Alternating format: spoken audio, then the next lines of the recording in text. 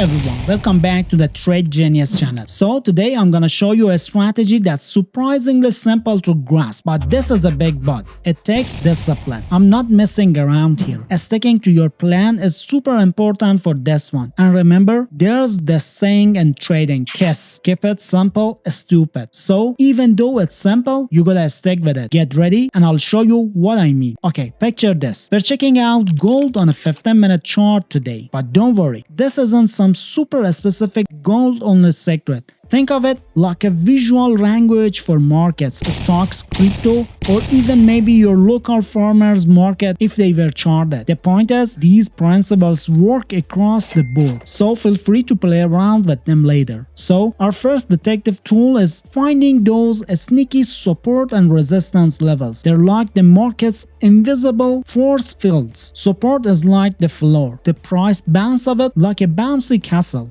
Resistance, that's ceiling. The price hits it and struggles to break through, like trying to get through a really stubborn door. To help us spot these invisible walls, we're using a nifty indicator. So go to the indicators and in the search bar, type in support and resistance high volume boxes. We're grabbing the one by chart prime. It looks for places where the price has changed direction, pivot points, and combines that with areas of high trading volume. When it finds these spots, it draws boxes. Green boxes mark areas of support where buyers have historically stepped in, while red boxes highlighted resistance where sellers have pushed back. But these aren't just static boxes. Their color changes based on the volume. A light green means the support might be a bit weak, whereas a deep, vibrant green suggests a stronger buying presence. The same goes for red. The darker red indicates a stronger resistance.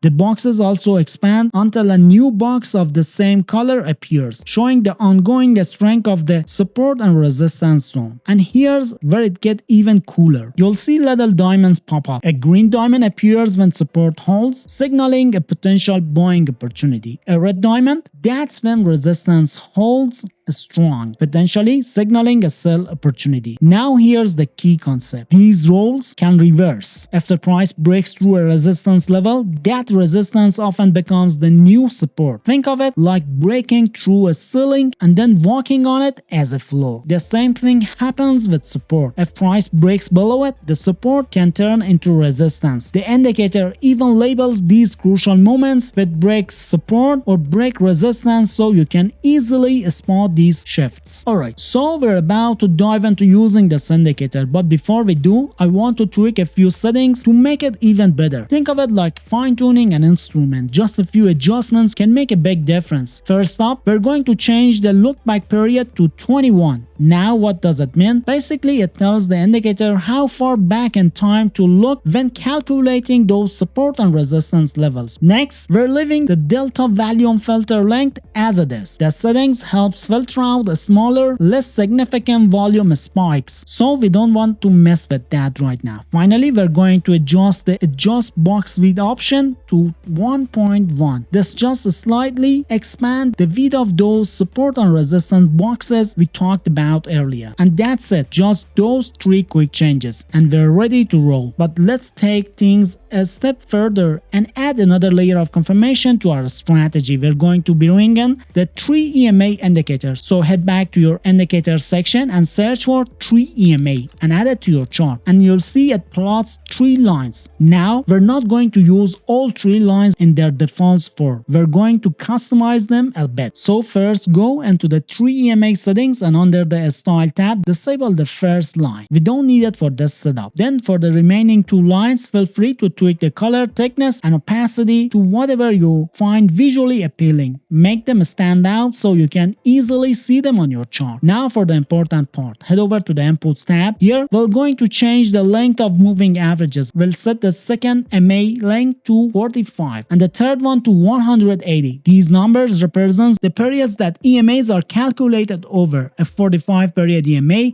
reacts quicker to price changes, while the 180 period EMA gives us a much longer term perspective. One last thing to double check: make sure the source option for all EMAs is set to close. This ensures that they're all calculated based on the closing price of each candle. So the 45 EMA represents the shorter medium term price momentum, while 180 EMA represents the longer term trend. The relationship combines with price action signals trend direction. When the 45 EMA is above the 180 EMA and price is above both, we have a likely uptrend. This indicates that shorter term momentum is aligned with the longer term and buyers are generally in control. Think of it as a short-term buying pressure reinforcing the longer-term upward direction. Conversely, when the 45 EMA is below the 180 EMA and the price is below both, we have a likely downtrend. This shows short-term selling pressure aligning with the long-term downward trend, indicating sellers are dominant. Okay, so now the exciting part. How do we actually use this strategy to find profitable trades and make money trading? Let's break it down. We're focusing on identifying trends first. Remember, we're looking for those uptrends and downtrends using our EMAs. Let's start with uptrends. When we spot an uptrend, price above both EMAs and the 45 EMA is above the 180, we start looking for resistance levels. These are those areas where the price has previously struggled to break through those ceiling we talked about. Now here's the key. We wait for the price to break through that resistance level. This is called a bullish breakout and it's our buy signal. We want to see the candle that breaks through close above that resistance, and perfectly that breakout candle should also be above both of EMAs. This added extra confirmation that the upward momentum is strong. Once we see this bullish breakout, we can consider opening a buy position. Now risk management is absolutely crucial here. For your stop loss, you can use a nearby support level, a recent swing low, or even the previous resistance level that just got broken. This helps limit your potential losses if the trade doesn't go as planned. As for your target, a good starting point is a risk-reward ratio of 1 to 1.5. And here's the crucial point. We never want to trade against the trend. This is a golden rule in trading. So what does that mean in practice? Well, we're in a downtrend. Price below both EMAs and 45 EMA is below 180. We completely ignore any bullish breakouts. Even if the price breaks above a resistance level, we're not going to take a buy trade because the overall trend is a sell down. Trying to catch a falling knife is a risky business and we want to avoid that. Now let's talk about finding sell setups. If you're in a confirmed downtrend, we see a bearish breakout of a support zone, meaning the price breaks below a key support level. That's our signal to consider a sell order. This confirms that the downward momentum is likely to continue. Just like with our buy trades, we need to manage our risk. So to recap, remember the key takeaway here is to always trade with the trend. Ignore breakouts that go against the prevailing trend. This simple rule can significantly improve your trading success.